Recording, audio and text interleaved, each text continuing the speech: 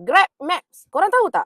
Yang kita ni sebagai pemandu ataupun pengantar Grab dah boleh bantu perjalanan ramai rider dan juga driver dengan mudah. Seperti melaporkan kemalangan kereta, banjir kilat, jalan ditutup, kereta rosak, ada roadblock dekat depan tu. Apa macam ni yang kita laporkan kepada Grab Maps boleh membantu driver dan rider merancang perjalanan mereka. Jenis-jenis kemalangan ataupun musibah yang menimpa kawasan sekitar tu disedia kat atas ni.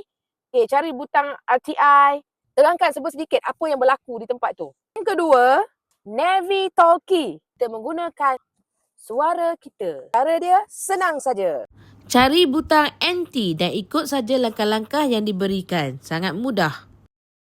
Pemandu dan juga rakan pengantar tolong menggunakan perkataan yang jelas.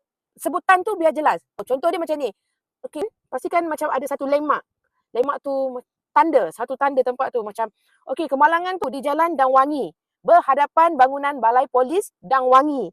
Tu boleh membuat laporan melalui help center menggunakan link yang disediakan.